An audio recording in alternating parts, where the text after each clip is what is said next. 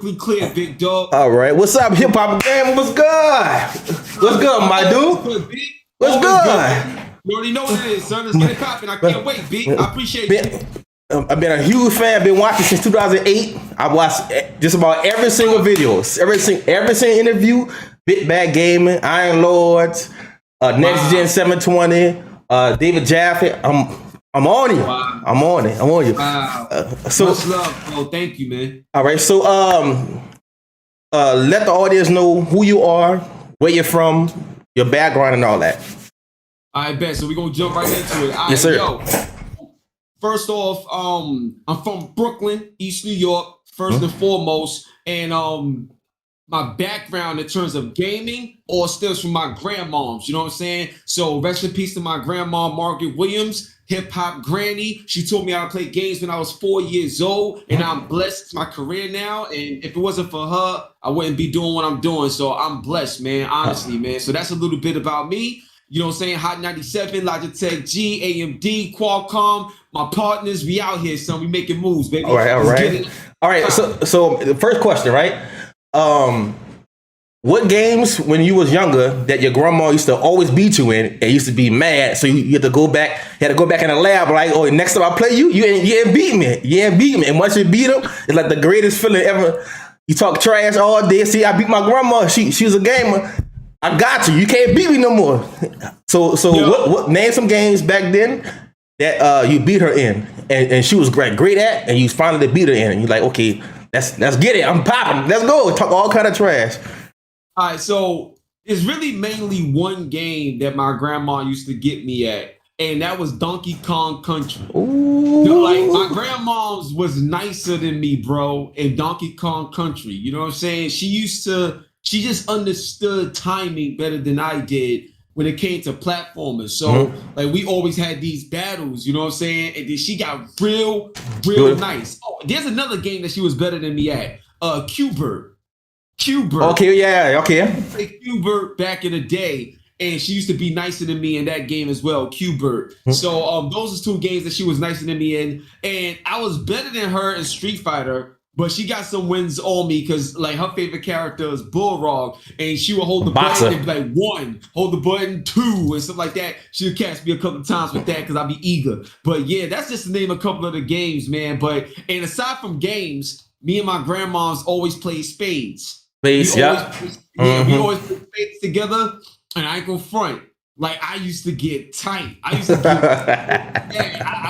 couldn't stand losing in spades, you know what I'm saying, with my grandmas. But we had such a great time, man. It was like the best of times, real talk. Yeah. Well, listen to this. Shout out to Red Infamy and Crunk Girl 711. It was like maybe like a month ago or maybe 2 weeks ago. We got on Call of Duty. Look, Yo, Ray Infamy is fire, and Crunk Girl 711 fire at Call of Duty, and you know it was all love when I joined the lobby, because me and Crunk Girl been playing Call of Duty for a while, and she invited me. She was like, yeah, let's play, and bro, it was all love, bro. And then one thing, in like maybe like 2008, 2010, if you have a black person play Call of Duty, the lobbies get toxic. You get called out your name and all that. So me and Crunk Girl were playing. I think Ray got off for a little while. We were playing Call of Duty, and me and Crunk Girl, you know, we got the mic. We talking through the mic, communicating, you know, moving around the map and calling out kills or where a person at. So they had this dude, like he was like a dude from another team, you know, white kid, or I don't know what his race was, but just saying all kind of racist stuff and saying, or she, you know, call her our name and all that. And then me and Crunk Girl like turned up, destroyed them. And then once we beat them, Crunk Girl go in the lobby. She was like, yeah, you talk all that trash, and like, she was doing that thing. So what I like about things you do is you bring a personality that a lot of people can relate to, especially from the black community, right? So I'm from New Orleans, so we don't have a gaming scene. We don't have things like, we go to events. Well, we got Comic-Con and all that stuff, but we don't have like a weekly or monthly or every 6 months or 3 months program for us to go out and, you know, talk about video games and be in the video game industry. So what is advice that you could give us to start our own programs and help our community, especially in New Orleans? A lot of crime, a lot of murders, especially in the east side of New Orleans. So can you give me or can you give us advice on how to start helping our community out, especially the Black community? Because, like I said, like you saw, I saw the interview with David Jaffe. You talk about how Blacks is like number one when it comes to minorities, number one coming to video games. So, what is some advice you could give me so I could start programs or buy video games and help Black kids or Black girls or even adults? What is some good advice? No, I got you. So it's a couple of things. The first thing that I would tell you to do is to start a meetup crew. Like, you know what I'm saying? Have meetups. So I'll give you an example, right? I've never been to New Orleans. I definitely want to go there, but I've never been to New Orleans, right? But let's say you got some spots out there, whether they're like, I don't care if it's Chuck E. Cheese or whatever. Like, let's say there's some sort of recreational spots out there that already exist. Like, I would literally, find out who the manager is for that spot and let them know, like, hey, look, you already have an establishment. I have a way to bring even more people here to get more attention and excitement and, even generate more business. But we would like to have, some gaming meetups here, like weekly gaming meetups at the establishment. Can we make that happen? And if you can, bring the consoles, set them up on the TVs that's already there, and have your battles and your podcasts and things of that nature right there at an establishment that already exists. So that's the first thing that I would suggest. Any establishment that's already out there, try to bring something of value to that establishment. So in return, you get a chance to utilize the establishment, and then they get a chance to receive more people and more eyes and more business because of what you bring to it. That's the first thing that I would say. Then the second thing that I would say is the content that you generate from the meetups that you have. You take that content and you start putting it out there to bring awareness to the fact that New Orleans is popping and we got a game scene now. And we're doing some cool things. So now when you got the content going out there, now you can have conversations with people that may say, hey, look, I love what you're doing. We would like to invest in what you're doing. Now you're generating some sort of partnership or sponsorship to help give you some sort of leverage to grow what you're building out in New Orleans. And when you do those things and you're consistent with those things lead into New Orleans, like the New Orleans Hornets. Like, you know what I'm saying? You get a chance to, talk with the basketball team, do a 2K tournament at the arena. Like, it starts building. So my advice is utilize your city and the people in the city. Like, if there's a police department out there, find out who's running the police department, who's taking care of politics. Like, all of these powerful people in powerful positions, align with them. Because when you have the support of them on what you're trying to create, then you'll be able to generate what you need to generate for the community to come together. So those would be a couple of things I would tell you to start right now doing. All right. Another question.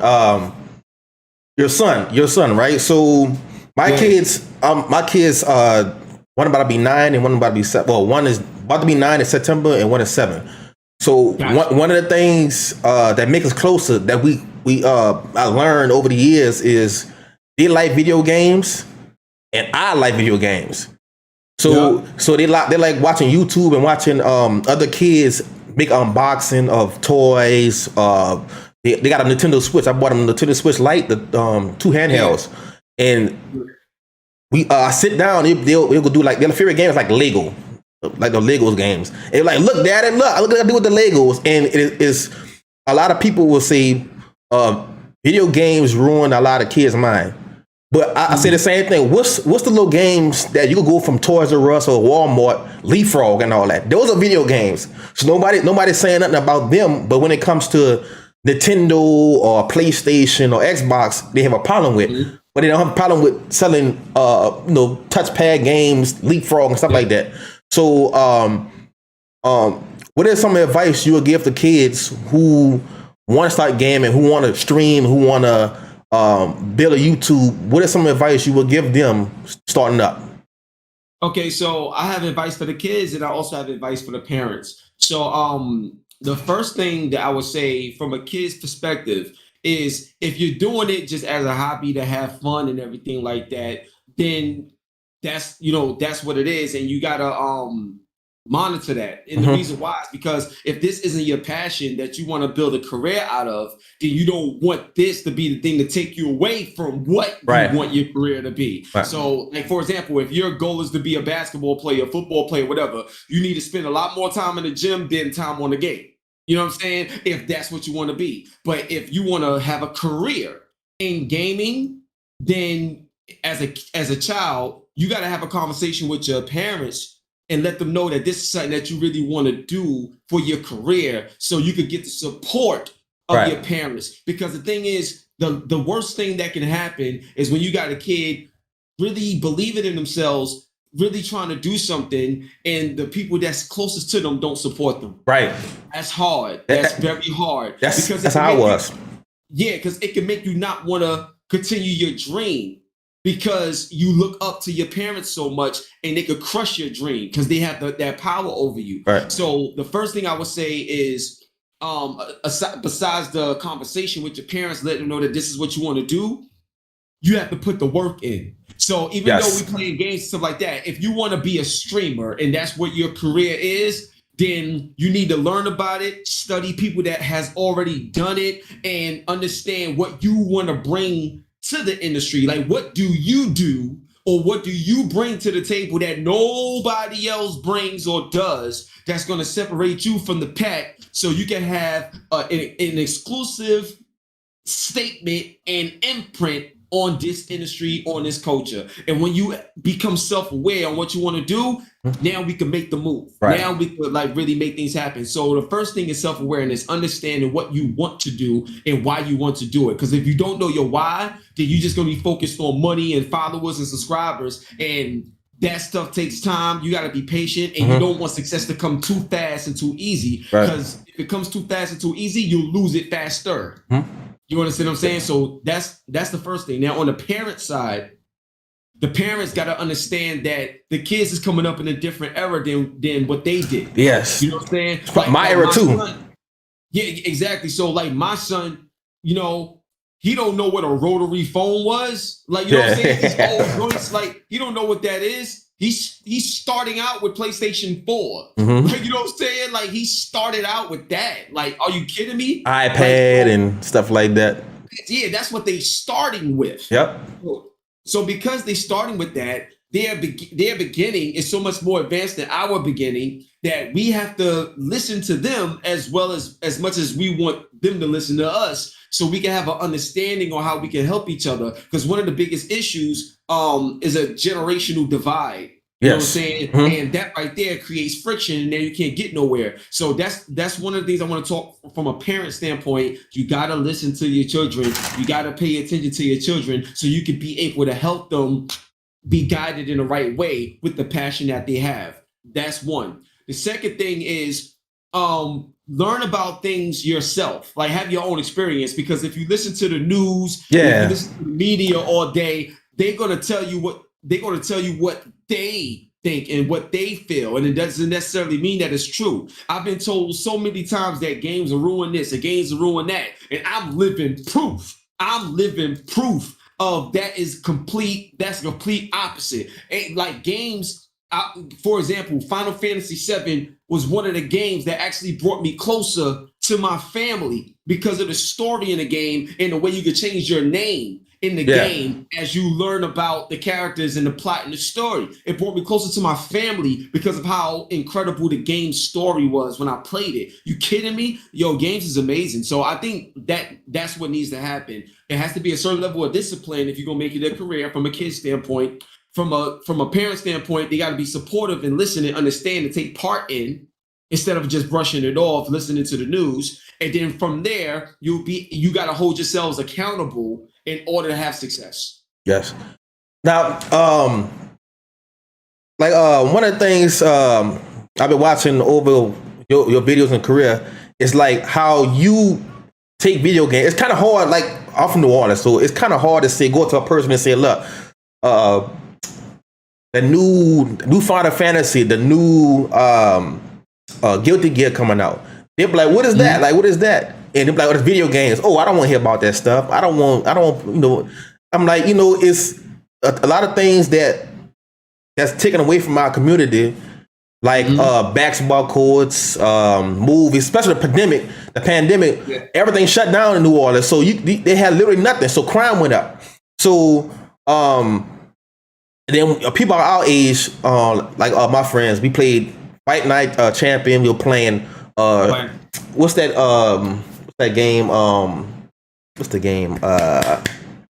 With the Fight for New York, Def Jam. We played all the Def Jams, Fight for New York. Yeah. And we had games like Mario, we had like Banjo-Kazooie, Ready to Rumble, Spyro. We had Twisted Metal. We had all those games we could play. And we was looked at different or a geek or a nerd. We're like, no, we the same. We from the same area. We just like these games because it take us out of our reality sometimes. You know what I'm saying? Yeah. So one thing about Twisted Metal that I like, I was always a Twisted Metal fan, but I was really a Twisted Metal fan once you announced that you had a song made of them. Get Twisted? Get Twisted? Oh yeah, Get Twisted. Get Twisted, right? Yeah. When I heard that, I said, man, let me go check this game out. It wasn't because, like I said, I've been a Twisted Metal fan, but knowing somebody that's my color, that's from my background, that represent a game like that, let me go check it out.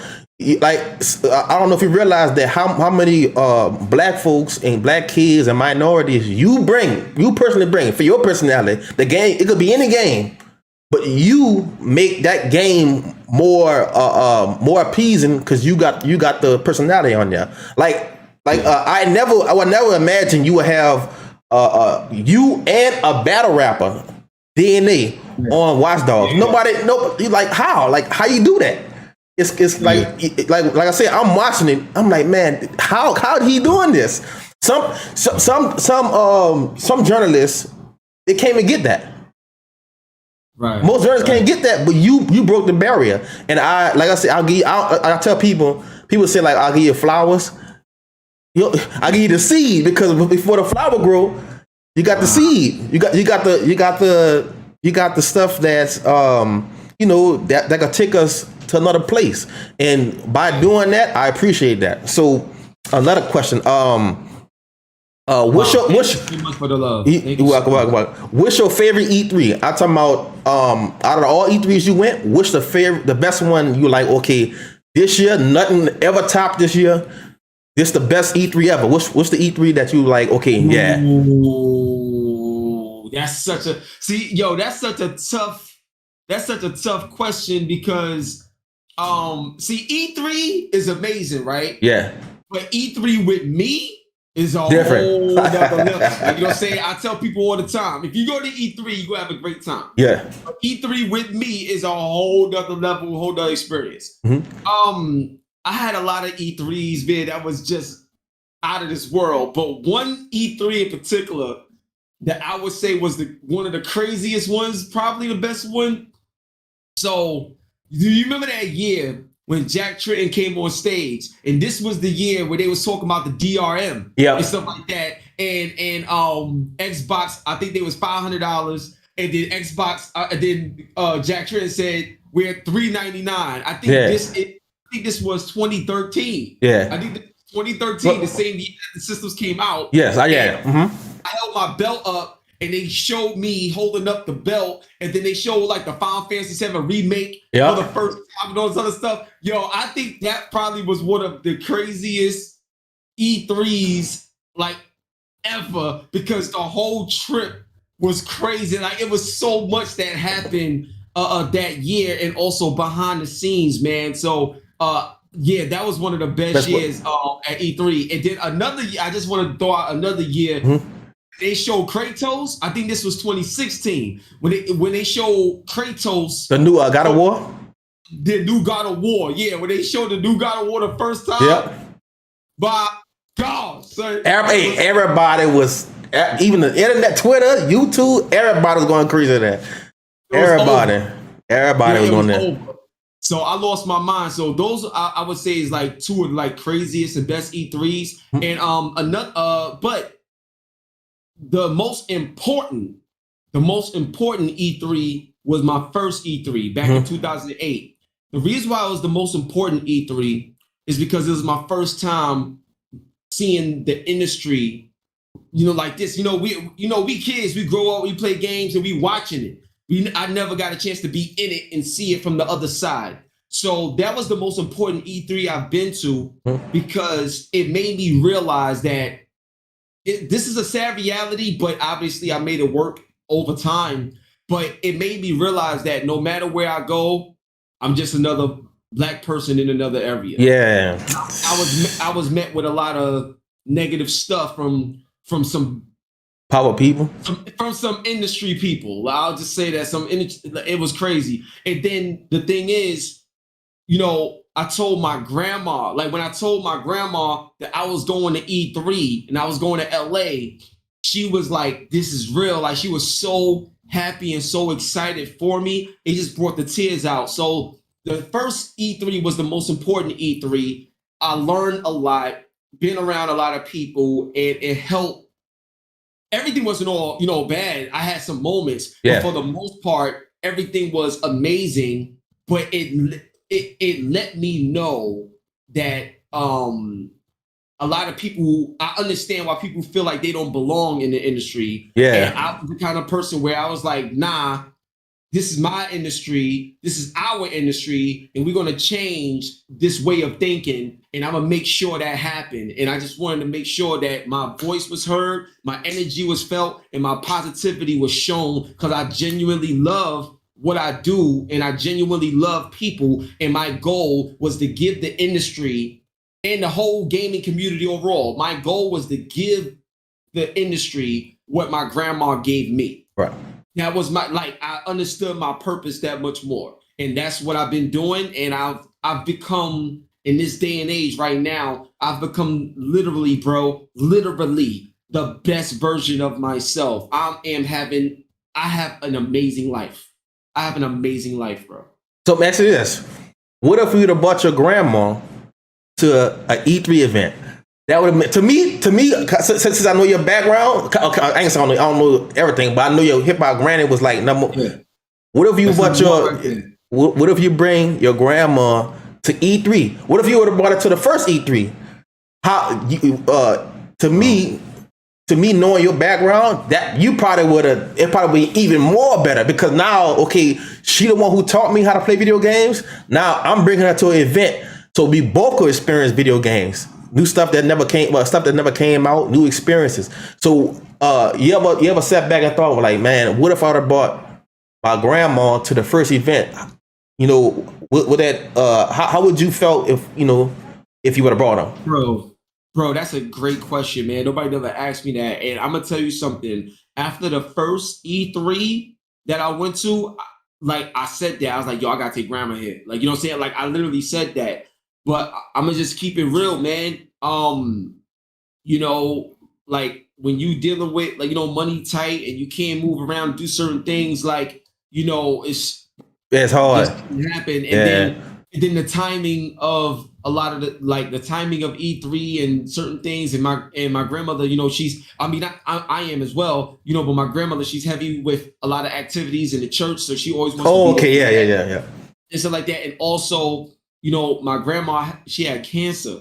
So I didn't know that. I'm sorry. I didn't know that. I'm sorry. Yeah. So she had cancer, so she wasn't always herself, herself a lot of times too. And E3 is so hectic and crazy. Yeah. And, it may not, I'm saying, probably wouldn't have worked out like that. But I'll tell you this, man, like I really, really in my soul wish that could have played out where my grandma was there with me, because that literally would have been the best one ever. Yeah. And my grandma's would have been, real talk, my grandma's liked Michael Pachter. I would have had my grandma battle Michael Pachter in the game, and that would have been E3 for me. So it's like, shout out to Michael Pachter. And, aside from Torrance Davis, who gave me my start professionally, since that's my brother right there for life, shout out to Torrance Davis, I want to give a shout out to Michael Pachter as well. Michael Pachter, man, is one of the realest dudes I've ever met experience, been around in the game industry, period. Like, I love Michael Pachter. That's my brother for life. And he's someone that you'll be surprised, because on the outside looking in, you may think one way. But when you get to know this man and you spend time with him and hang out with him, Michael Pachter he's one of the kindest souls you'll meet walking the face of the earth. I love Michael. So yeah, shout out to Michael, man. So Torrance Davis, is he really retiring? Is he really retiring? Come on, I'm like, come on, man. Torrance, come on, Torrance. What you doing, man? He's a liar. You know he's lying. Listen. I tell everybody that. Yo, anybody that tells me they're retired, the only people that retire and like really retire is people that retire from something that they never wanted to do in the first place. Right. Like, you know what I'm saying? Like, if you work in a job all your life and you retire, you happy, you gone, you done. You know what I'm saying? Yeah. Or if you graduate from high school years was great, but I'm glad to be out of it. You know what I'm saying? But like, if you're a hip hop artist, like you a hardcore gamer, like this is your life, you never retire from it. Like, it's a part of you. Even if you told yourself I'm gonna retire, your natural instinct, your natural love for it is gonna force you to do something. You're never gonna be away from the game. Yeah, that's hard. LeBron James retiring from basketball. No, he's gonna as he get older, he's gonna retire from the game, but he's always gonna be around the games with the children and all that too. Yeah, exactly. Come on, man. You never retire from what makes you who you are. Right. Yep. Period. So, Max, this. We talk about blacks being more into companies now, more than ever, since George Floyd. Yep. So, Max, this. The only gaming company to me, like for what I've seen, was Xbox. What's the lady name at E3? She always do she's like the host. That's the only one that I really seen. I talking about before all this happened. You talking about Sarah Bond? I think she kind of tall. She wear heels and all that. She's the head of Xbox Game Pass. Yeah. So Sarah Bond. Yeah. So she was like the only one that I really seen consistently before George Floyd. Like and you also, but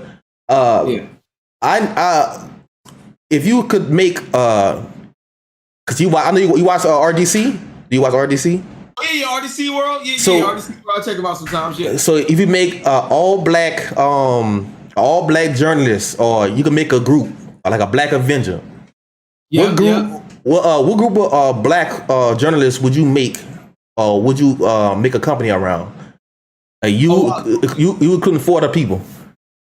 Yo, me and 4 other people. Wow, that is an incredible question. So I'm gonna tell you something right now.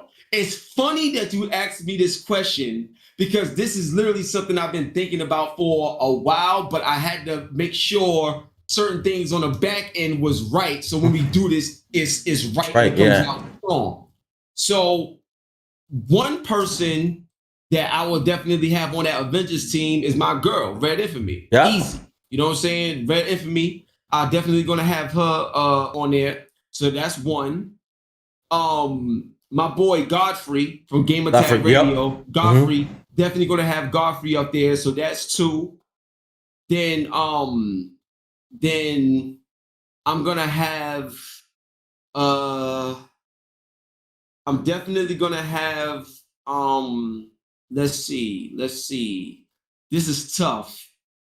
I'm gonna go with my bro King from the Iron Lords podcast. Yeah, okay. I like his. I love that path. Yeah. I'm gonna go with King from the Iron Lords podcast. Right, so I'm gonna go with King. Then after that, I'll probably go with my homegirl Keisha Howard, from Sugar Gamers. Okay, yeah. Yeah, so that's Keisha, Red Infamy, King, Godfrey, and I need one more for the adventures. Wait, you said 4, and then including myself will make 5, so that's it? Yeah. You can keep going if you want. All right, so there's a lot more. Yeah. But for the sake of time and just breaking this down right here, I'll go one more. And I would probably I gotta go with Torrance Davis. I don't care what he says about retiring. I'm going. He ain't retiring, man. He might do a video every once in a month, once a month or something. Right there, yep. forever. The war zone forever. Yep. So I gotta go with Torrance. I gotta go with Torrance on that one. So it'd be me, Torrance. It'd be me, Torrance, Red Infamy, Keisha Howard, and my boy King. Yeah, so, you and Red gotta do more videos together, man. Like a lot of people will say that, but y'all really gotta do more video games together because y'all gonna see like the passion. Y'all can see the passion. So what are some black game developers that we should be looking out for because they don't get a lot of praise? I remember Game of the Year, the Game of the Year event at the end of the year, Game Awards, whatever. They had one dude who was in the lineup for the Game of the Year. So, yo, Reg, give me 1 second, bro. Right. I'm so you go.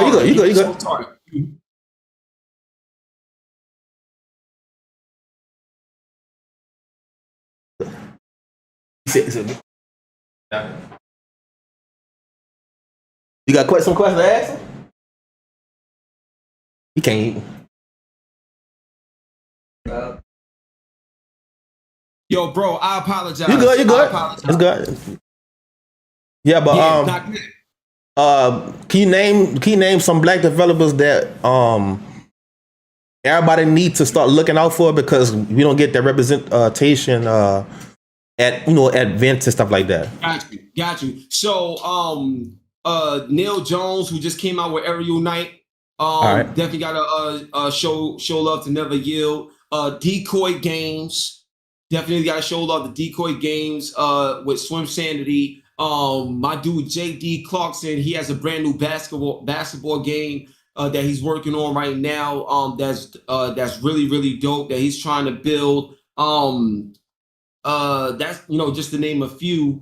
There's a couple of other game developers that's doing a lot of mobile games. I don't remember the company's name, but I remember Black Sands.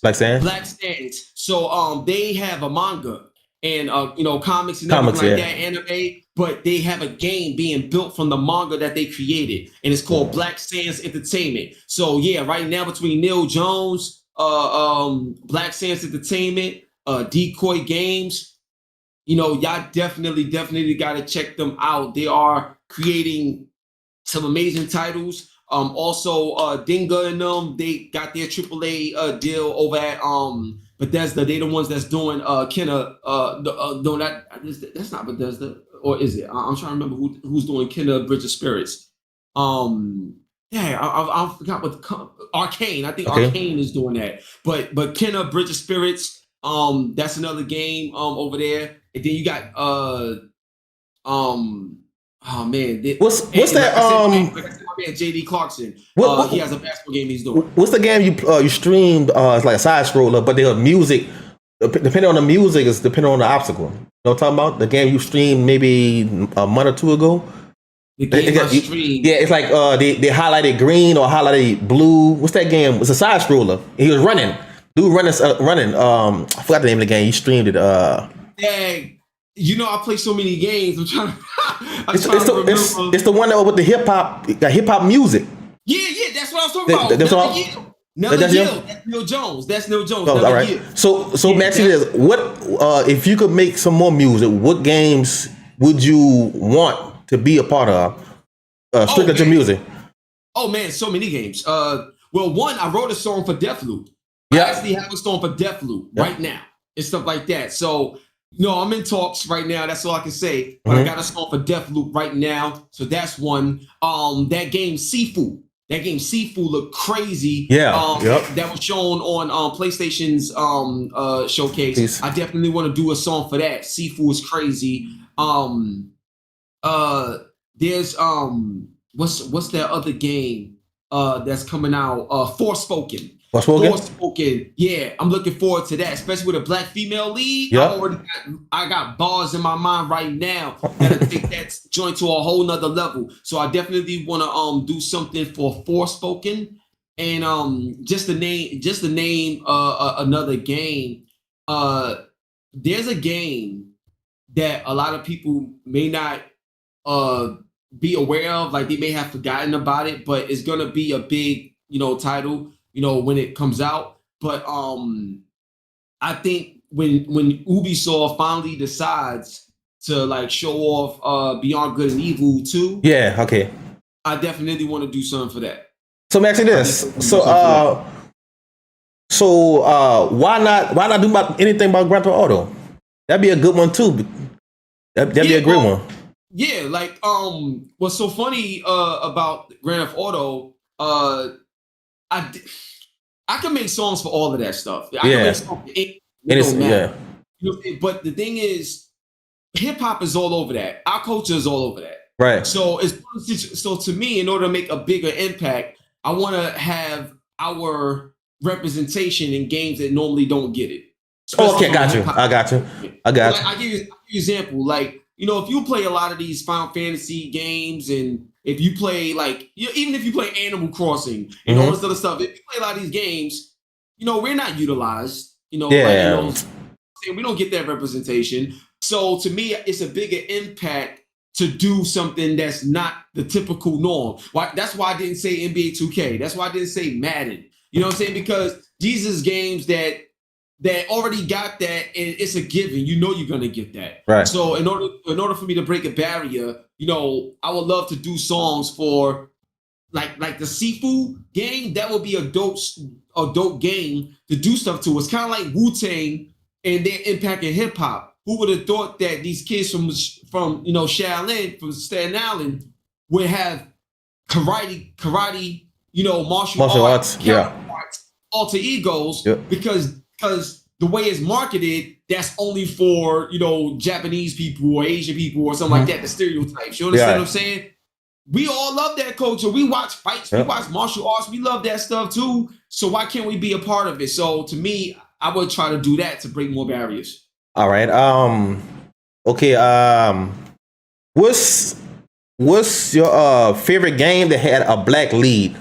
Because one of my favorite games with the black lead, I'm trying to think. What's the San Andreas? Call of Duty San Andreas. That's Call of Duty. Grand Theft Auto San Andreas. Yeah. So that's one of my favorite games ever. So my thing is, what is your favorite game that you would like to be in? Also, as a lead, or what type of game, what genre, and also what is your favorite game with a black lead in it? The Walking Dead. Walking Dead. Oh yeah. Telltale. Yep. With Lee, that joint. I'm telling you right now, that made me cry. Playing that game, the story, the decision making, and everything like that. Telltale games, that made me cry. I was like, I can't believe this. To me, that's the best one. That's the best one. That was groundbreaking. So Lee held it down. That character, everything, it was amazing. So that's like one of my favorite games ever with a black lead. That's one. Two, a game that I would love to be in. Oh man. To be honest with you, bro, I'm such a Mortal Kombat fan. All I think about is the fatality that I would do. Like, I'm telling you right now, if I was an official character in Mortal Kombat, my fatality and stuff like that, I would like set up like a DJ table and stuff like that, and take my chain off, right? Yeah. And I would spin my chain like this and cut the head off. And make the chain, and when I spin the chain piece will fly off, and it'll go around and cut the person's head off. And then I'll take the vinyl from DJs, and continue throwing them and slicing their body up. As soon as their body fall, the blood will be like in a circle of motion as if the record is playing. You already got it planned out. You already got it planned. Told you when you asked me that question, I'm like, bro, this is an opportunity. Yeah. You know what I'm saying? But yes, I'm telling you, I would take my chain, spin that joint, and that joint will fly off and cut your head off, and then I'll take the records, the vinyls, and continue to throw them like crazy until your body is all sliced up. And when the pool of blood lands, the pool of blood turns around in a circle like a record is playing. That joint would be sick. So I'm with that 100%, bro. All right. One of my friends got a question. He's on my YouTube right now. He said, wait, it disappeared. Oh, Word, let's get it. all right. He said, ask him what game he would create if he had the resources and the means to create one. What game would I create? Yeah, he said what game would he create if he had the resources and the means to do one? Oh wow, great question. Wow, that's a great question because it's so many that I would want to make, but if I had to choose one, okay. So I'm like I said, I'm big on fighting games. Mm-hmm. So here's something that I would say. I'm a huge fan of Bloody Raw from back in the day. Okay, yeah. So to me, like I wish that, like game would finally come back. All I can say is here's what I would say without saying it. You know what I mean? Bloody Raw is not forgotten from Konami. Let's just say they didn't forget it. All right. They didn't forget Bloody Raw. I'll just leave that at that. But here's what I would say.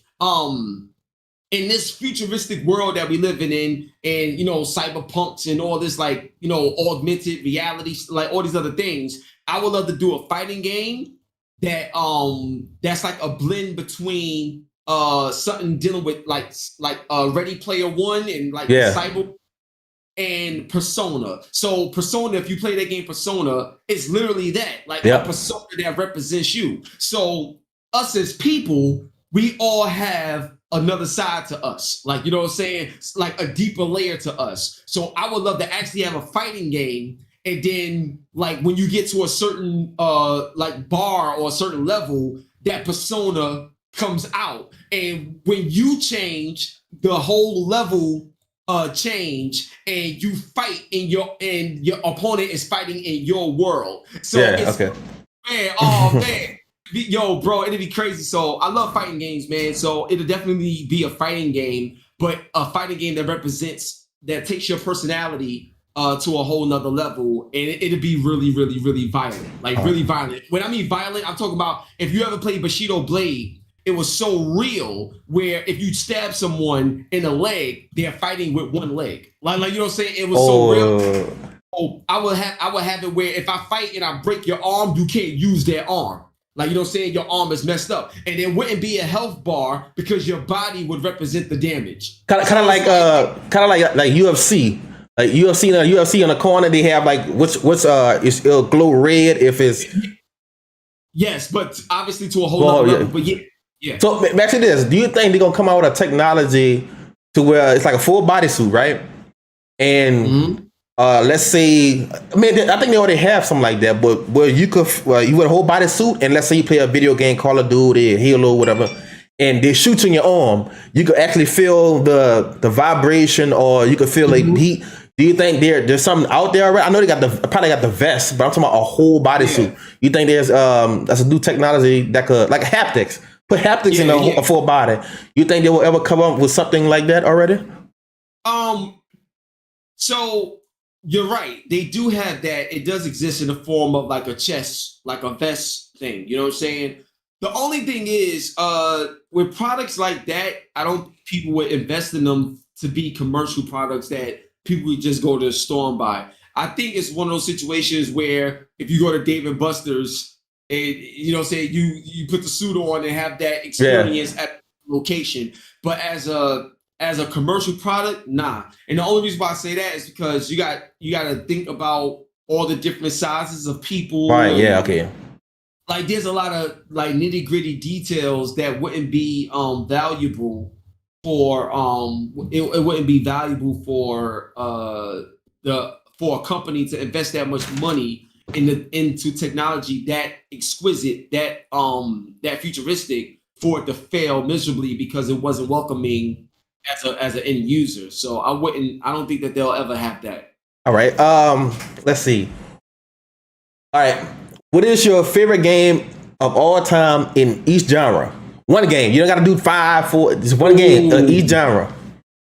Each genre. My favorite game per genre. So if we going now, are we talking like franchises or just that one particular game in that genre? One particular game. One particular game in that genre. Wow. Okay, so if we gonna do driving, my favorite driving game. Wow, man. See, mine's Midnight Club. Midnight Club, double edition. That was fire. See for me, like my favorite one is probably gonna be Grid.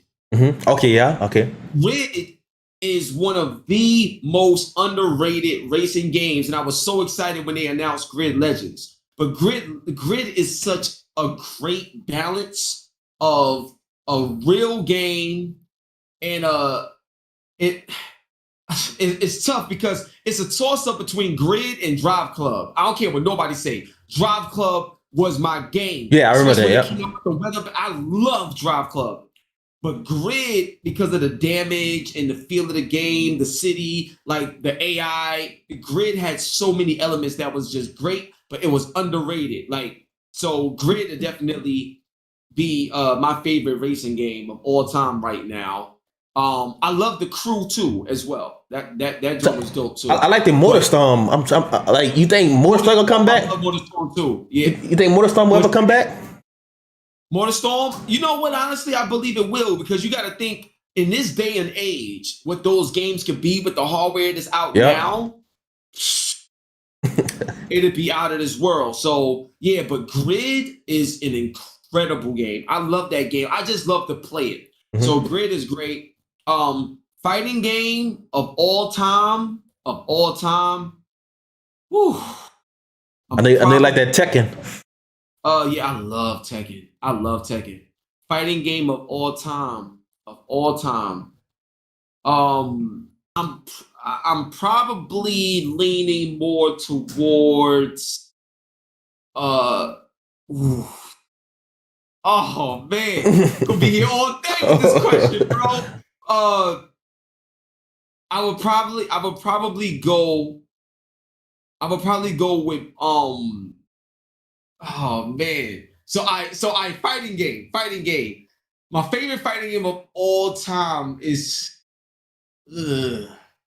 I probably gotta go with that Bloody Roar, son. I probably gotta go with Bloody Roar. And the only reason why I say that is because it's the only game that do what it do. See, Mortal Kombat, here's my thing with Mortal Kombat. Like, there's so many different Mortal Kombats that I could say Mortal Kombat 10 is my favorite one, but then there's things about Mortal Kombat 9 that I love so much that Mortal Kombat 10 don't do. And then if you look at Mortal Kombat Trilogy, it's just hard to say that. But Bloody Roar, like there's no game that allows you to change into an animal and have a completely different set. And man, Bloody Roar was so dope, man, so dope. So I love Bloody Roar. So that's probably my favorite of all time right now, Bloody Roar. My fighter is Street Fighter EX3. Really? Street Fighter EX3. Wow. Street Fighter EX3. Wow. That's my favorite one of all time. I like Ken on every Street Fighter. That's the only character I really like on it. Well, my favorite Street Fighter series is Alpha. Alpha? Like Alpha, that's my favorite series. So racing, I gave you Grid. Mm-hmm. Fighting, I gave you Bloody Roar. And I ain't gonna front, man. These be changing over time. So at the moment, right there, that's what we rocking with. Third, when it comes to like an open world game, Grand Theft Auto. Like San Andreas. Like San Andreas. Like, that's my favorite of all time. I still think San Andreas do way more than the one that's out now. Grand Theft Auto 5. Yeah, I still. Yeah, I love Grand Theft Auto 5. Don't get me wrong, but San Andreas. Yes, that's the best. That's my favorite overall. Go to the gym. Go to the gym. Play basketball. Yep. San Andreas, man. I want 2 number 9s with extra. Remember that? Yeah. It was so much. It was so much stuff you could do on there. And then, like I said, that's one of my childhood games. So absolutely. I played Vice City. Vice City was okay, but Grand Theft Auto is a whole new. I think incredible. I think that's the best one to me. Like to me, that's the best one. You can't. There's nothing better. Yeah, like, I love San Andreas, man. Then the character is relatable and all that. Yes. Very relatable. Yes. So we got that. Then the next joint is when it comes to RPGs, Final Fantasy 7. Final Fantasy 7 is my favorite RPG of all time, and because the remake in 7 is one and the same, it's like that. It's Final Fantasy 7. That's my favorite RPG of all time. Would you consider to me I think is Banjo-Kazooie RPG? You could say that, but I would call that more of an action platformer, like an action platformer type of title. It's kind of because there's so many mixes. Yeah, you could do whatever on that. Yeah. If we talking about just straight up adventure game, Ratchet and Clank Rift Apart. To me, that's the best game ever made. That's the best game ever made. Like, period. Like, I know that's a recent title. Yeah. But Ratchet and Clank Rift Apart to me is the best game ever made in terms of graphics, performance, story, voice acting, fun factor, accessibility, development. Like, I'm talking about every nook and cranny, AI, design, weaponry. I beat that in 2 days. I got it Friday. I beat by Saturday. It was done. Yeah, that's the best game ever made, in my opinion. Period. Best looking one. So next to this. I remember you did a video. You said if you type in, I think you said type in resistance. Was it resistance.com or Resistance for Man? Yeah, resistance for Man. And it'll pop up places. And you'll see it'll take you to the PS5 website. Right. So let's say this. So that's not Fallen Man per se, but Resistance 2 was my favorite PS3 game out of all the ones that came out. Right. Really? Because I love Resistance. I love Resistance. I think it was the first multiplayer that had like 30v30 before. I think it was before MAG, right? 40. It was 40v40. 40v40. It was a 40 player online. Yeah, that's when I really started getting into gaming. Before that, like 2008, I had started very late when it come to internet. We didn't have Wi-Fi and all that. We had like dial up, but it wasn't good enough to play online. But anyway, what do you think? Do you think they're coming out with a new Resistance, or are they making a remake? Because I remember. Yes. You think? All right. So imagine this. Yes. Another Resistance is coming from what I heard. So is it going to be a remake, or is it going to be a whole new? What you think it is? Honestly, I think it would be a remake. I think it would be a remake. I don't think it's a brand new joint to continue the story. I think it would be a remake, but I did hear a lot, like multiple sources talking about Resistance. So let's say this. I believe was Dead Space that remake that's been announced, right? They said they're going to go back and try to fix things in the story a little bit. So I remember when people say Resistance 1, 2, and 3, the story went all different kind of ways with the main character dying. To me, I would think if they do make it or remake it, or I think they should kind of mess with the story a little bit better instead of having him dying. Maybe do something a little different, because it killed.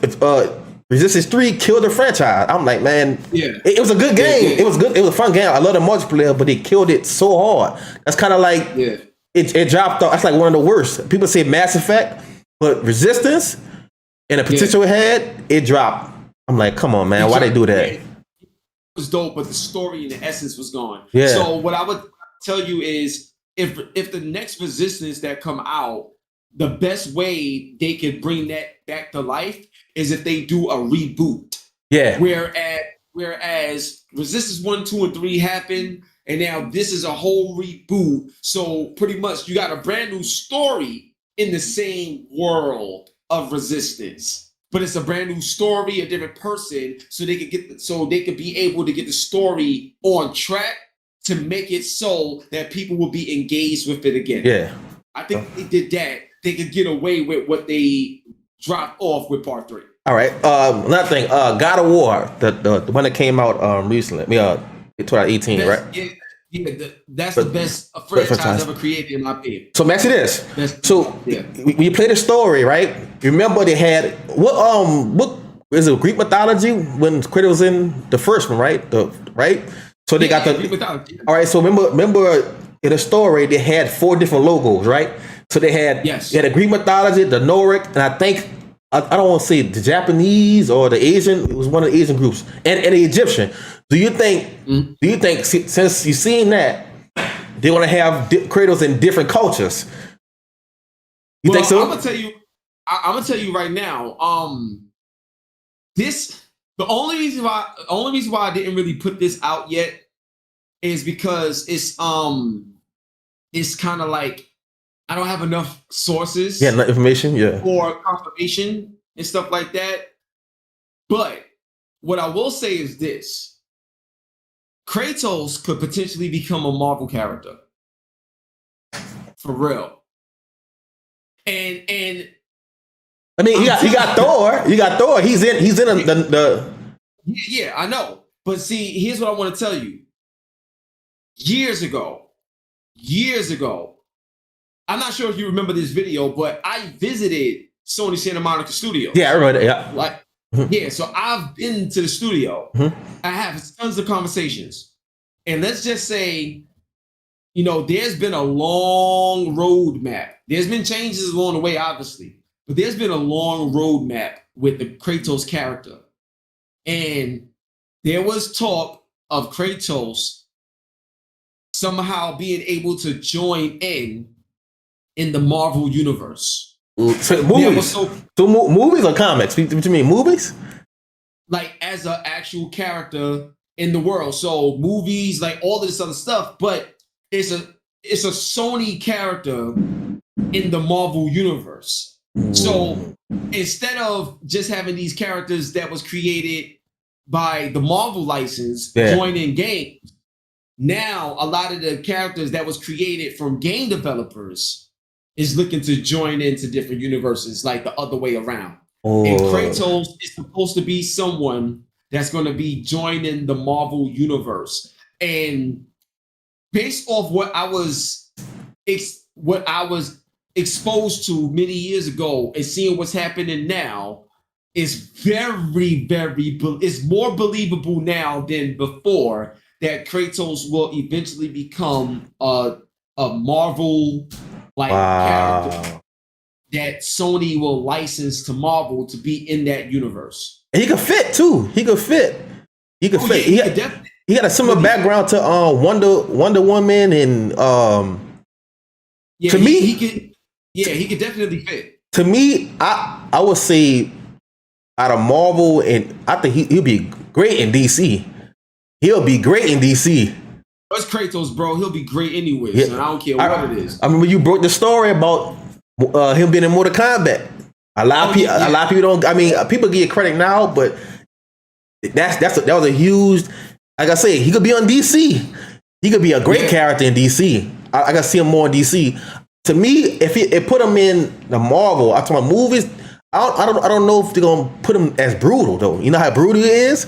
Mortal character, they kind of brutal, but they're not as like Kratos brutal. Now, see, I gotta disagree with you there.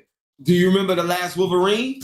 Yes, it's about the Wolverine movie when the one he died. The one he died in.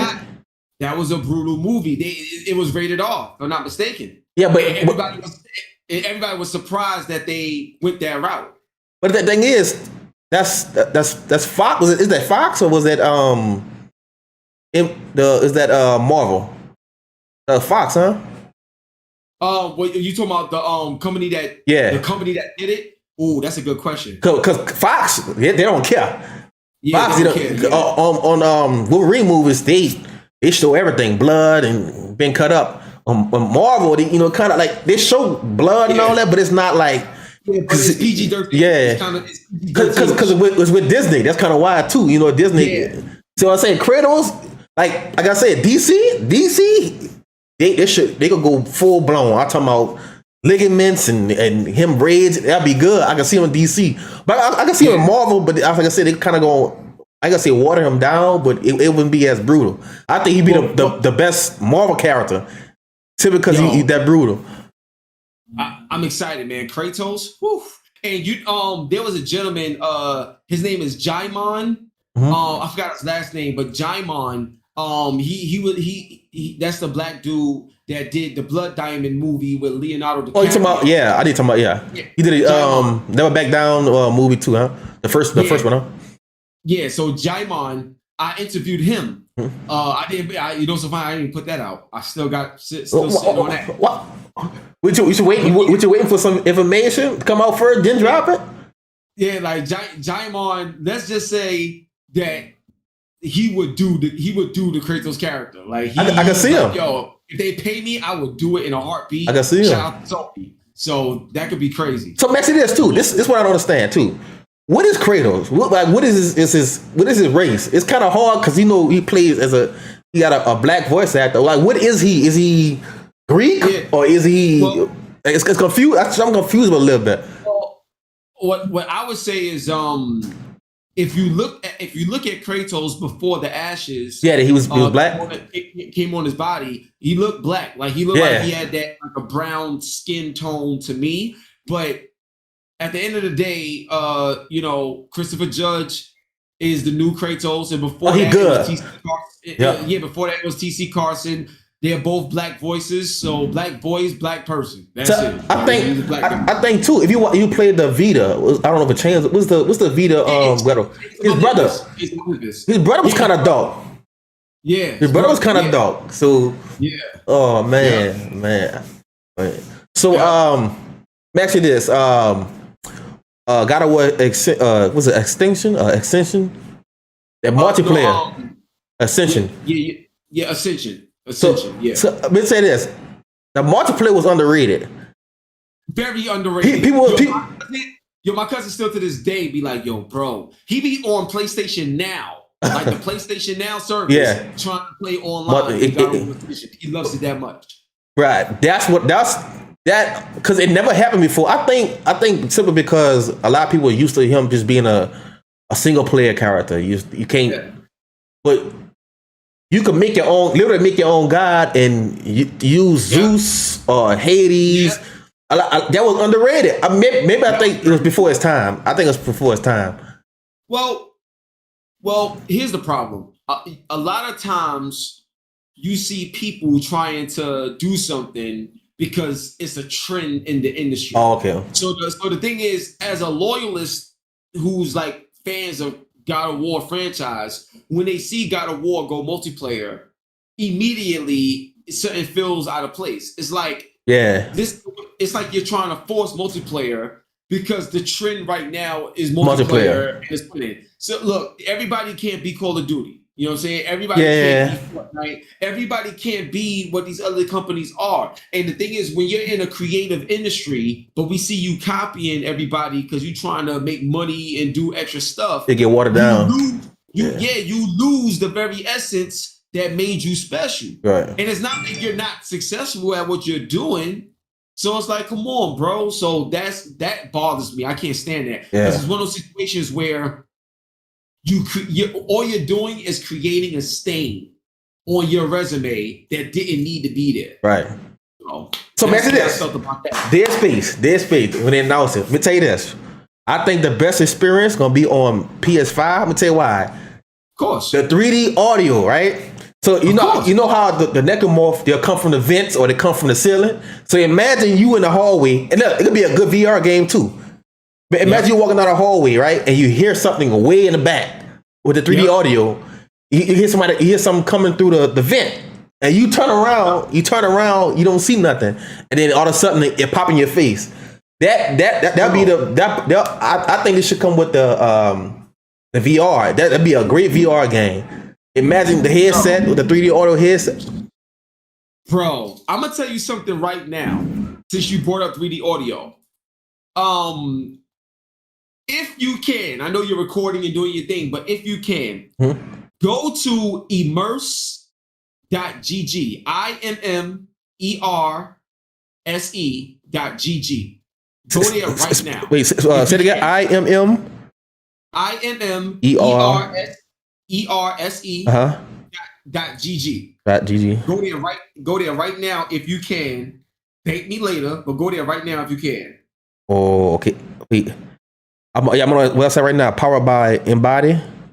Yes. Okay, so live right now on the show, here's what you're gonna do, and you're gonna thank me later. Tell everybody about it because I'm involved with something major and it's about to change the game. Okay.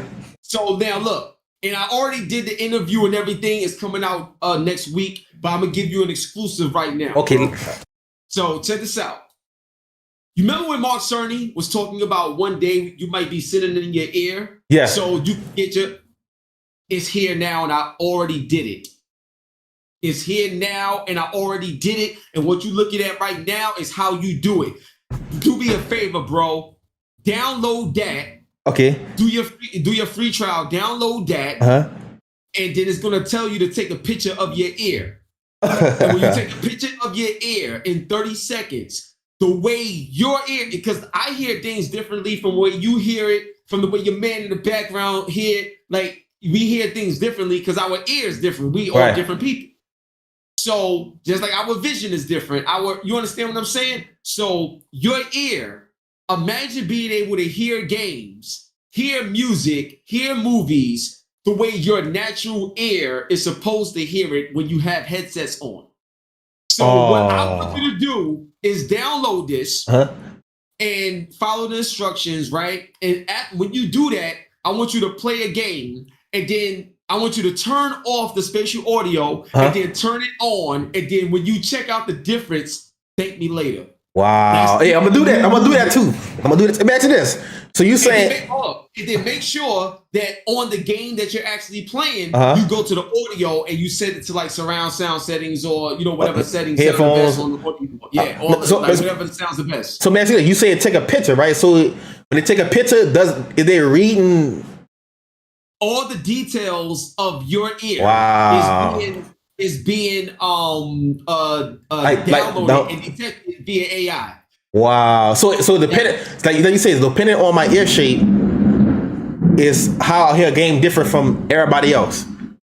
It's not just the ear shape. It's like the calculation. It's wow. Listen, you got to read up on it. The technology in this AI developed ear enhancement. It's like it's tracking your HRTFs, like in your ear, to make sure that when you, like, for example, with these headphones on, right? When I'm listening to something, I'm listening to them based on how these headphones was developed. Right. Okay. Based on how your natural ear. I'm listening based off the way these was made, and I'm hearing sound based on how they was made. Now I can hear sound based on how my ear naturally hears it, and now I can hear that same sound amplified by design with the headsets that's tuned to utilize the software. Wow. Crazy, bro. Wait, so you ain't never put this video out yet, right? I ain't put the video out yet, so this is so what you waiting for? What you waiting for? It's gonna drop soon. I have my ways on how I drop my stuff. Oh, okay. It's dropping real soon. It's gonna be out next week. Soon. Okay. You're gonna want to watch the interview because I'm gonna watch. You gonna live stream it? Of course. Okay. I'm gonna be on it. Oh man. So you gotta see that, because when you find out the people that's involved with it, you gonna be like, hold up. So it's like, yeah. So I see on the magazine, right? I see on the magazine. So can you explain to people who was ahead of the magazine and what the magazine represent when it comes to you being on the cover? Yeah, so this particular edition is the $1 Million Mindset edition. And it's all about pushing Black people in the tech space right now that's doing it in a major way. And there's no hype, just results. Right. You know what I'm saying? So the reason why they wanted me on the front cover is because I'm a beacon of the bridge between hip hop, video games, and all of entertainment. Mm-hmm. So anybody that follows me, you know that, like, I'm the realest based off my name. Like, I'm an actual hip hop artist. I'm not just a fan of hip hop. I'm an actual hip hop artist. Mm-hmm. I make songs, like, you know that. When it comes to gaming, I'm not just somebody that play games here and there. I play games. I study the games. I study the game development. I'm a part of the culture. I know it. Like, you understand what I'm saying? I do the interview. I'm a journalist. So my name embodies me to the fullest in the most realistic way ever in the industry. That's one. Two, what I've been able to accomplish pretty much like on my own, working on my own energy. And what I mean by that is I don't have like these big time agents that you'll see at William and Morris Endeavors and CAA and all these people that just got the right connections to just open doors. Right. I had to do all this stuff on my own, and I had to learn it like on my own. Like, you know, I had to really break this industry down like on my own energy, bro. So to see where I've come from 2008. Think about it. I'm the first journalist. Yeah, I believe I'm the first and only journalist to ever be a avatar inside PlayStation Home. Yes, yep.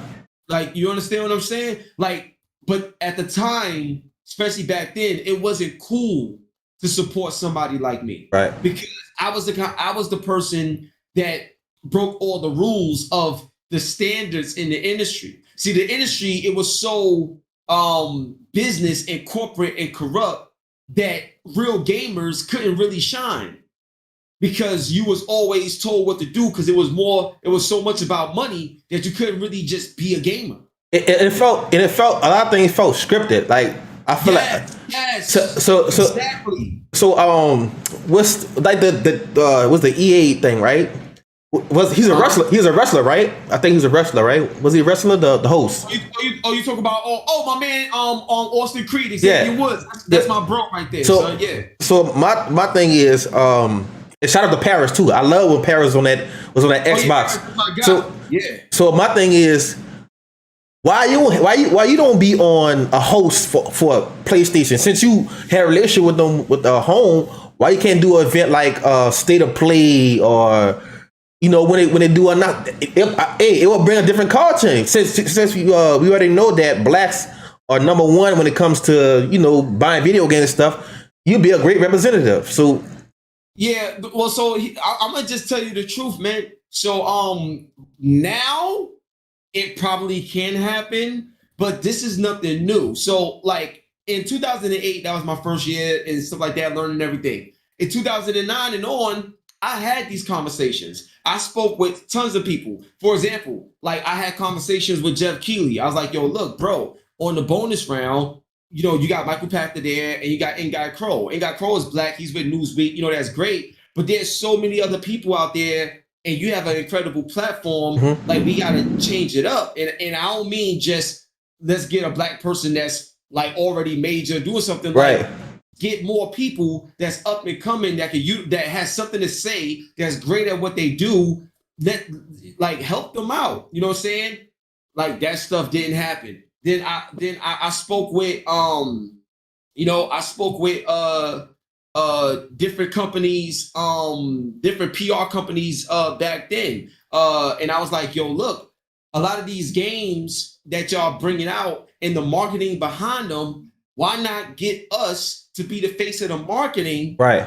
Because we the ones that people follow all the time. So why can't we be a part of the marketing strategy? So not only does that help us out, but now your money is being better well spent because you got more diverse people representing your game. So more people gonna feel drawn to it. They didn't want to do it. It's like that. Like certain companies didn't want to do it. Like it's, you know, it's all the time. Like, now they want to. Not they need to now. Yes, but see, the problem is the reason why like 90 to 95% of what you're seeing right now is a lie. Like it's all smoke and mirrors. Like a lot of this stuff is not genuine. So like what I'm trying to tell people right now is like, yo, if you have like if you have a situation where you are benefiting because of the more black people and representation that you have, the NFL, you're gonna benefit financially from it. Yep. You're just doing it because of what the bottom line is going to represent. You're not doing it because you genuinely want to see them there. And it's not fair. So what I tell a lot of people now, especially on the back end, I'm like, yo, look, like don't just get paid to be a representative or a face for something. Try to get equity. Find a way to permanently submit your position since they want to, do this. Because like, if you look at my partners with Logitech, right? Logitech, we've been doing this since 2017. I've been hip hop doing Logitech way before George Floyd died and all this other stuff. And to be honest, George Floyd murder, rest in peace and God bless his family. This ain't the first time we've seen this happen. This been going on forever. A long time. It's like, come on, bro. So my thing is, I'm just really passionate about all of this. And now that I see so many people being included, I love it. Now it's your responsibility to maintain it and keep the accountability there so we can continue to grow it so everybody can be involved and things can look like the way they look like from all areas, not just in the front, but also in the middle and also in the back, so that when the needle gets moved and the culture moves, nobody's left behind across the board. So that's what these are the things that I fought for. When it came to, like, for example, being on the E3 stage and all these other things, like, yo, I was personally told, and I'm the type of person that name names. Like, I call people out. But the only time you will see me not name a name if someone personally asks me not to do be named. Yeah. Because then out of respect, I won't name them. But here's one thing I will tell you, and I can't name this name, but I got another name that I will name. All right. So one of the people that I can't name a name for told me straight up, like, yo, look, like, you're incredible, you're great at what you do. I watch your content all the time. At the same time, look around you and then look at you.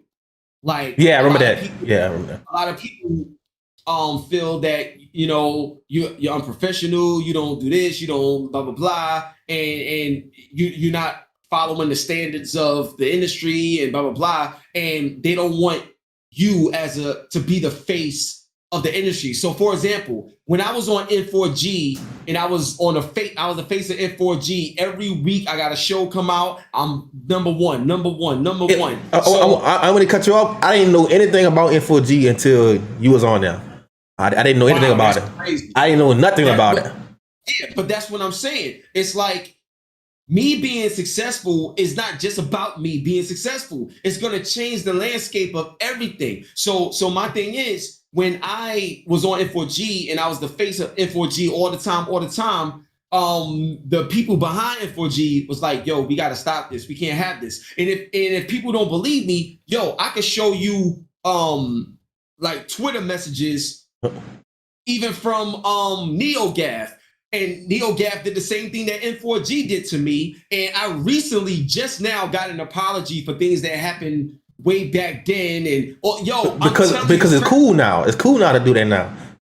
Cool to support a black face because it makes them look good. It's cool to support or to stop Asian hate and all this other stuff. This is nothing new. Right. So when you see collectively all these companies jump in and do this, let me tell you one of the things that I can let you in on, right? One of the things I can let you in on now is this. Behind the scenes, right? All these marketing companies and PR companies and stuff like that, they get clients, and these clients give them budgets to represent their game, right? So what most of these companies have been told was that if you don't have any type of plan within this marketing budget we're about to give you, that's going to speak to the gay community, the black community, and Asians and all this other stuff. If it's just traditional white men, or just white this, white that, if that's what it is, we're going to have to cut your budget and go elsewhere. Right. So $1 million budget could easily become a $400,000 budget. And then if you have a consistent track record of success based on a certain budget that you got, and now you don't got that budget, now your track of success starts to go down, and the evaluation and value of your company isn't what it was. So now, by default, you have to have something in place. That's why everybody all of a sudden want to have each sport this and this, that. Like, it's all fake, bro. Most of this stuff is all fake. So I'll give you an example of what I mean by fake. If you look at the World Health Organization, right? my man Mike Schneider, I forgot, I think it was the LA Times he writes for, or Times something, if I'm not mistaken. But my man Mike Schneider did an article, and I think these articles is like 6 months apart. So World Health Organization, now I don't remember the person that wrote this. So I can only say the World Health Organization, but it doesn't mean the World Health Organization is bad. It means that you got a bad apple in there. Yeah, the person. Yeah. The brand doesn't mean that the brand is bad. So what I'm saying is the World Health Organization, right? They did an article talking about how bad gaming is, and gaming should be treated like a real problem that you need medication for, and depression and blah blah blah. And then 6 months later, oh, gaming is amazing and blah blah blah. Why? Because they got a charity going on that's utilizing gaming. That's gonna get them money for different charities. Yep. You understand what I'm saying?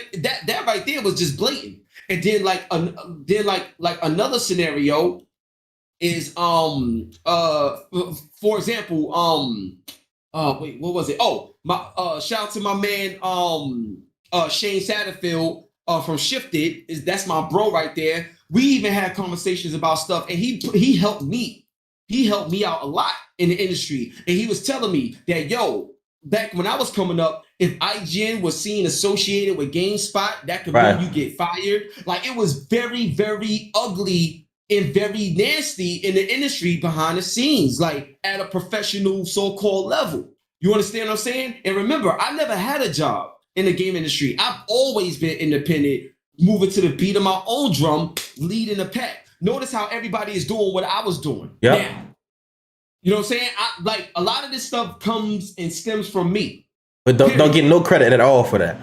Yeah. So, and my thing is like, you know, you don't gotta give me credit. I take my credit. You know what I'm saying? I take that joint. Everybody, why you think I got GOAT of the game now? You know what I'm saying? Because everybody know you can say whatever you want. I can take my resume out and put it up against anybody, no matter what it is, because you gotta also factor in the degree of difficulty to be able to do the things I did. You see what I'm saying? So I'm a one of one, period. And it's not to say I'm better than somebody. I'm not saying that. What I'm saying is, in my journey to be the best that I can be, the results have spoken for themselves. Like, for example,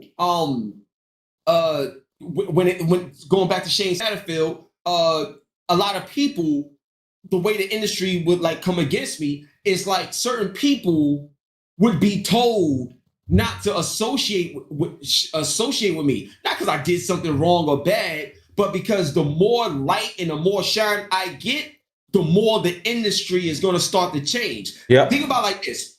Look at what they did to Allen Iverson in the NBA. Allen Iverson, he got the cornrows, he got the tattoos, jewelry, the clothes. He from the hood. He's representing hip hop in the fullest, right? And then all of a sudden, the rules change in the NBA where everybody got to wear suits because they didn't want him to be the face of the NBA. He crossed Michael Jordan. He did this. Like, you know what I'm saying? So it's the same thing in the game industry. Think about it. I got the big chain, big belt. I talk the way I talk, but my heart is always in the right place. And the thing is, I was in a transitional period because at those times, I still had a lot of that extra hood in me. You know what I'm saying? I didn't like transition to who I am today. If you notice, I don't curse.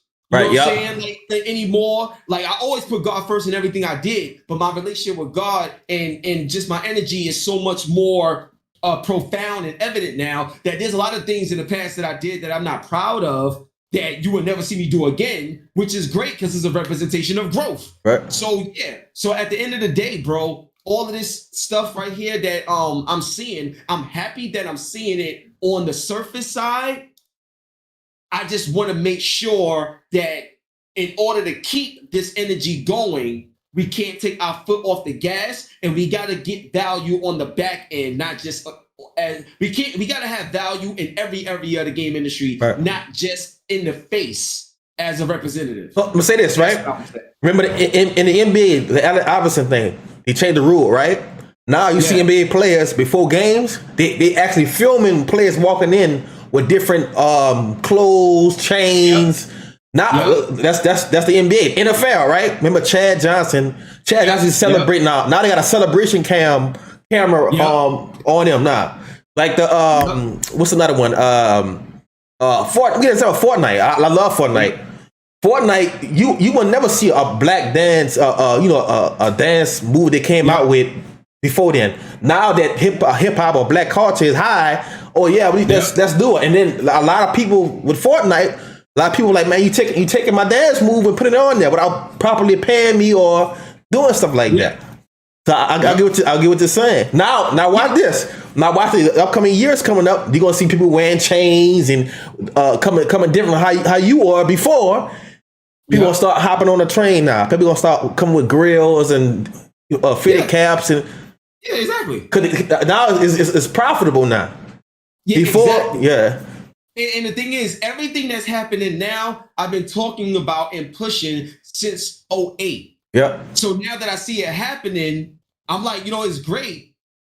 The only thing is, there's certain people like yourself that are like, be like, yo, Hiphopgamer was the one. Yeah. Hiphopgamer was the one. But the majority of the industry, they don't know that.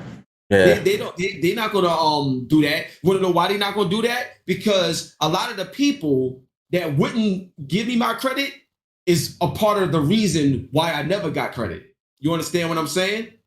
So it's like it's dirty, it's ugly, bro. It's ugly. So that's what I'm saying.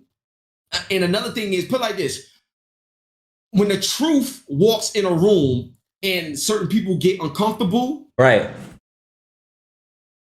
Are you wrong because you the truth, or are they right because the majority is full of lies? Right. You understand what I'm saying? Right. But when you got the majority in a certain position of power and the truth walk in, well, we have enough power to try to remove the truth from this vicinity. Deflect it. You know yeah, like exactly. Like, yo, bro, like I've been through like some real like foul stuff, like in the industry that I'm gonna speak on, like one day, even in more deeper detail on the content that I got coming out. But yeah, man, like a lot of this stuff, is not what it seems, man. A lot of this stuff is straight up smoke and mirrors. And I know this because I'm in the rooms that we never got a chance to be in. Like I told you, like I'm independent, bro. Yeah. I'm independent, bro. So I do what I want to do.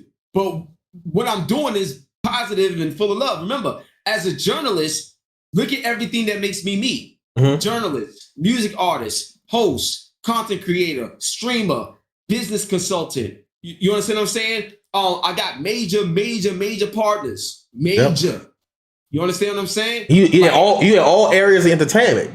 It's like bro, I just had I just had Dominique Dawes. You know what I'm saying? From the Olympics. I just had her on the show. Yeah, I seen that. Yep. And then I just had what's the name? Aquafina and Megan and Kelly Marie Tran from Disney, like on the show. Like I do this, but the thing is, I've been doing this, and I was doing it while I was in the mailroom before I even had a Hot 97 deal. Like I was already doing that stuff. Yeah, like, I'm in the mailroom doing all of this stuff too. Like, so what I'm saying is like there's a lot going on right now, and I'm happy to see it, and I'm gonna do my best to help and put people on and shine that light. At the end of the day, when it comes to like hosting E3 and hosting all these things and stuff like that, like I'm still doing my best to make those things happen because I know the impact it'll have. You know what I mean?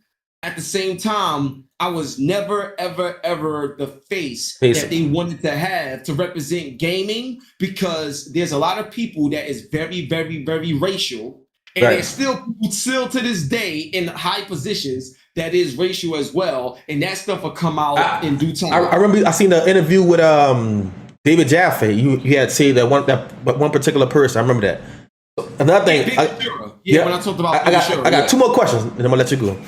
Right, we're gonna say, why you don't do a soundtrack, like a soundtrack or an album, like Kendrick Lamar did an album for Black Panther. He did the soundtrack, whatever. I think it would be great if you come out an album and put it on the gaming industry. It don't matter who do it or who accept you, but like put it in the gaming industry and let people use the soundtrack at the end of the game, or have the whole game full of your songs. You got a bunch of songs that could go on a whole game, and then you got traditional hip hop, and you could do songs like how it was on Twisted Metal, where it's like fast tempo beats and stuff like that. You could do like that? And why you don't do a soundtrack and just like release it? Yeah. Well, so for me, it's not that I won't, you know what I'm saying? I'm never gonna say I never will. I got tons of songs. Like that's not the issue. I don't want to do something just for the sake of doing it. Anything that I do, I want to do with a purpose. And Strategy behind it. I gotta have a situation set up so that purpose can be achieved. You understand what I'm saying? So that's just me and my process and how I work. I have tons of songs right now that can go. Like that's ready to go. Like even the song that I start my shows with, Press Start. Yeah. That particular song, that's an anthem for anybody in life that needs to get started with whatever they want to do in their life, but it's enhanced by gaming references and hip hop. Like you know what I'm saying? So it's like you know, even with that, that's something that can go and be something major. So I do have a lot of stuff in my arsenal from a soundtrack standpoint, but the execution of it, I don't want to just do something and go out there to die. I want to make sure press releases is there, you know, marketing is right, like strategy is there, music videos is set up. Like I want to make sure it's done right because I can't make something great and treat everything around it as if it's dirt. Right. Okay. You know what I mean? I gotta make everything around this greatness great as well, so we can have a great launch, great release, and whatever happens, happens. I can live with anything if I know I'll put my best to it. If I don't put my best to it and I put it out there and it don't work, then I'm gonna be like down on myself. Like, yo, I played myself. You know what I'm saying? And I don't want to go out like that. The reason why I say that because I seen the T-Pain interview you did, right? And they got so many copyrights things. You can't use music or anything. You go like you watch. I see people stream events, and it'd be like, "Oh man, it's kind of too late to turn the volume down, so you won't get copyrighted." And I'll say the reason I asked that because you could put music out. You put music out, people could stream your music. You said non-copyright music and all that. T-Pain did it. T-Pain did it. So, like I said, you've been doing music for a while in the video games. Why not, you know, why not do something like that? But I got the answer from you just now. All right. Got you. Yeah, no, I get it. You know, with me being a partner with Logitech, and Logitech owns Streamlabs, there could be something. Wait, they own Streamlabs? I didn't know that. Yeah. I didn't know that. Yeah, Logitech, they own Streamlabs. I didn't know that. Yep. That's something new. I ain't never knew that. Yeah. I told you, bro, I'm involved in a lot of things. I see. My last question. All right. So, do you think the Last of Us franchise is done? I got 2 parts of the question. You think Last of Us franchise done? No. So imagine this. What's Joel brother? They should make a game based off Joel's brother. Well, here's what I love the scene that toward the end of the game where he's sniping. He ruled. He taught your girl Ellie. Taught her how to use the gun, snipers, and all that. It'll be fire. I think a lot of people know about that. If they put his character as the main protagonist on in the game. Yeah. Well, here's what I would say. The Last of Us 3. If they do it, there's some interesting directions that it could go. The reason why I say that is because Ellie developed empathy. Right. And at the end of the game, she developed empathy. Yeah. And that right there was powerful. That was amazing to see. So because empathy was developed with Ellie, it doesn't mean empathy was developed in Joel's brother. Oh yeah, he was. Yeah. So when you think about it from that standpoint, there could become tension and friction between and so to me, I'm looking at it from a standpoint of in The Last of Us Part 3, if they do one, I know they're doing one. I think it'd be real interesting if they set it up to where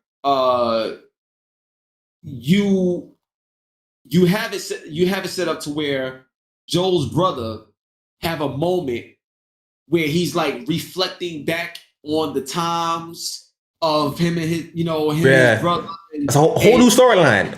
Yeah, it's a whole new storyline. And to me, what I think will happen, I think because Ellie developed that empathy, she may be someone that would have to be the person to like change his mind, create some sort of peace, but between between the two, or if not, Ellie could be somebody that could end the cycle. right? And I give you an example of what I mean by ending the cycle. Ellie's purpose, we know what her purpose was initially. Yeah. And then Joel stopped that purpose. Mm-hmm. And now Ellie got sidetracked, and you have Last of Us 2 and what goes on. Right. What I think will happen is if they do a Last of Us 3, Last of Us 3 will be a story about how Ellie finally gets to fulfill that purpose. And, she dies. Ellie dies and the purpose get fulfilled. That's what I think. That's what I think would probably happen. You know what I'm saying? Because you got to think about it. Her purpose has never been fulfilled. Right. Yeah. At the end. Yeah. Yep. Yeah. But I think too. So and like they could go so many ways for Last of Us 3. So many ways. Like they could have. That makes it exciting. Yeah. So Joel brother, they could have went from Last of Us Part 1 when they broke out the breakout happened like in the street. And remember how his daughter died. His daughter died. He could start from there and then go how he got into the fireflies. That could be. Then you could go from they went to the story of the doctor that the daughter. Yeah. They could go. They go so many angles. Yeah. I think they could go to how it started, like where it come from, like the very event that it started from. I know they mentioned it, talk about the storyline, but them actually going to the people that was there, like it's so many ways you could go with it. But I can't wait for it. I can't wait for it. You think when do you think the multiplayer gonna come back, man? Because you think they're gonna add the multiplayer to? Well, I believe that Sony's next big event, when they show off the VR and just like all the other stuff, I think we'll get a hint at some sort of trailer or something of what the multiplayer is going to be like. And then after we get the trailer, we'll get a deep dive state of play on what Last of Us looks like. All right, but that's it. That's all my questions. I had fun. It was a great interview to me. I had fun. Bro. You already know what it is. Be out here, said I appreciate you. Yeah. So tell people where you can find you at your social media or YouTube, Twitch, whatever. Yeah, Google me, Hiphopgamer. Google me. I'm everywhere. You already know what it is, baby. Go to the game. All right. Let's get it. All right. All right. See you later. Yep. Much love, bro. All Peace. right.